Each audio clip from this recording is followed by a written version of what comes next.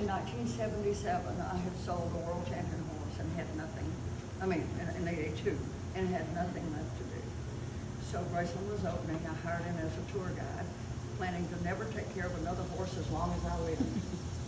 Well, I just don't know what's in store, just like you all don't ever know what's in store for you. If you can't hear, let me know. I can talk louder because I taught school forever. You want me to talk louder? Yeah. So I wasn't here as a tour guide too long till I noticed there were 5 horses out in the back. Rising Sun was hair and bones. The others were in trouble. Mariah was down here under a bush, foundered. And I'm telling you that to say this. The day Elvis died, Graceland died. You got to get the feel for it. The reason for being here was gone. The reason for working was gone. The reason for even living was gone. So the horses fell to neglect. So I went straight to Jack Soden and I took him horse credentials. And I said, you've got a problem and we've got to get it solved before we let anybody see these horses because the Humane Society will take us to the cleaners. We can't have it. He said, what do we need to do? We thought they were just old. And I said, no, they're in trouble.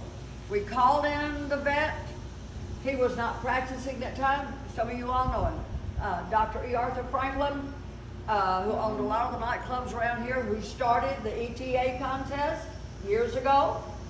He was Elvis's vet, but was not practicing. So I pulled in vets from Mississippi State, and they stayed with me, and we gave very expensive medicine and care to Rising Sun.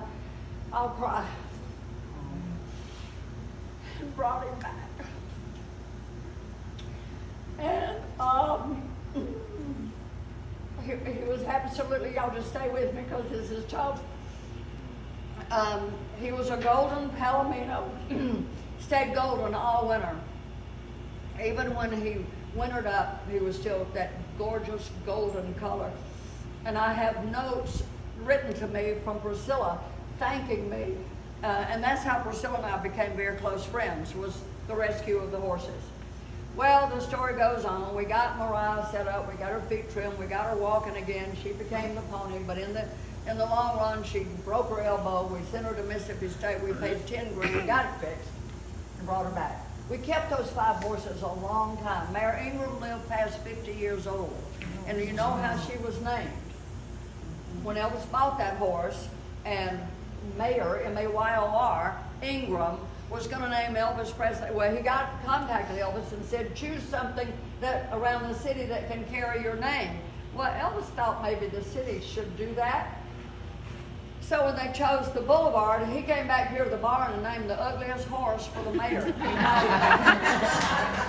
And called her Mayor, M-A-R-E, Ingram. Yeah, so she was forever known as Mayor Ingram. She lived forever, of course she did, 50 years old, yeah. And of course, Mariah lived a long time, Memphis lived a long time, Rising Sun lived to be 26. Rising Sun's liver failed. After all he had been through and suffered through neglect, we kept him 4 years. The night he passed away, I was teaching school, they called me. I came here in pantyhose and a pink pleated skirt, pulled my shoes off and got in the stall with him. And we hooked up phone lines to Mississippi State. They were reading everything that we were doing, pumping fluids in him, trying to save him, do everything we could, and we couldn't save him. Couldn't save him. And we were not going to let him suffer. He is buried on this property. Now, I don't think I'd walk through that burial, but you might as well get your tissue ready if I do. So we carefully chose the spot and buried him and turned his face towards which way? To the east. Turned it towards the east, yeah, to the sun. We put his head on a pillow of hay and covered him with his blanket. And he is forever here. I haven't done this in a long time. Anyway, there were some happy times here that you don't cry about all the time, but some of these things got tough because that was Elvis's horse. Now, when I found that Elvis loved a horse, I knew the man, not the entertainer, Because if you love a horse, you've got a communication going that people who've never dealt with horses don't understand. It's the place to relax. And Priscilla said that when Elvis came back to the barn, that not everybody was invited to come. There were days when everybody came and saddled up and rode. And there are some funny stories. When Elvis went to buy a horse, Jerry Schilling was the test pilot. Get on the horse, and if the horse threw Jerry, Elvis said, "That's the one I want." And they've got some funny stories to tell too. So you and I both know that the load Elvis carried as far as entertaining us, look how long it's lasted. It'll last forever because the man made the mark. And ladies, oh Lord, I backed him up against the wall in 1967 and got right in his face. I hadn't gotten over it yet. If I talk about it, to get a little hot. You just can't deal with it. That was the most beautiful human being I've ever seen. And I was like you, driving by, and he had just gotten off the horse, had a beautiful light blue shirt, big blue sleeve, and white pants. Only Elvis rode in white pants. And got off that horse, and the gates were opening, and I thought, I don't see a whole lot of traffic. I'm going in. So I ran in, backed him up against the wall, got his autograph, got right in his face. Oh, good Lord. I've never seen anybody that looked like that. Nobody. And so the crowd was getting big, and he very graciously, somebody tried to pull the autograph out of his hand, and he reached over to me and handed it to me. That autograph is in Jack Soden's office. Wow. Yes, it is. So there's so many funny stories about Elvis and horses, but I think the only thing that ever really knew Elvis the man, besides his mother, was Rising Sun. His relationship with that horse gave him the ability to move forward.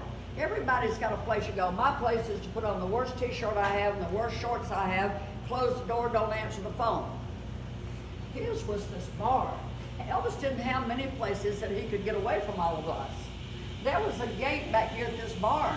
We used to send the limousine out the front gate and make everybody follow the limousine. And we got that old panel truck over at the warehouse right there. We'd put him in and send him out this way through Vernon's garage. And he could get out of here without all of us. If he were alive today, we'd still be doing that. A bunch of little old ladies running after Elvis. That'd be all right. I would be the leader. Yeah, for sure. That'd be okay. Such fun back here. And Priscilla said that the two of them spent a lot of time. So how did you get into this horse business? Well, of course a woman stepped forward and he gave Priscilla a horse named Domino, gorgeous black quarter horse. And she loved it. The horse was gentle and sweet, even gentle enough to put baby Lisa up there. There's film of Priscilla and Lisa. And so after that, it became the search for Elvis's horse. I found the man who brought Rising Sun here, and he told the story of how he brought Rising Sun here at night. And of course, because all of us were hanging over the fence, looking, and Elvis needed a private moment. When you ride your horse the first time, and if they throw you and you don't want to, and you can't handle it, you don't want an audience, for sure. Anyway, that's how Rising Sun got here, and they bonded from the beginning. Rising Sun was 5th in the nation in quarter horse points at that time, but he had gone ring sour. And that means he didn't want to show anymore. Well, he knew where he was coming. So he was going to bigger and better things. So he came to Graceland, and he and Elvis were together forever. And I've been asked a million times about why he chose a golden palomino, and I can only guess because of the time he grew up.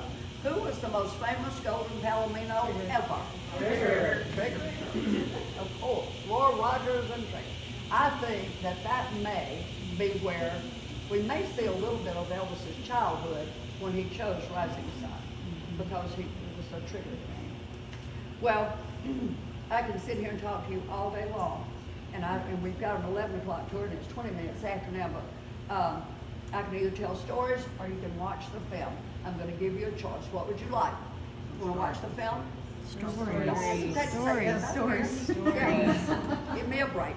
Anyway, I'm going to turn the film on, let you watch, and I think you all can see right there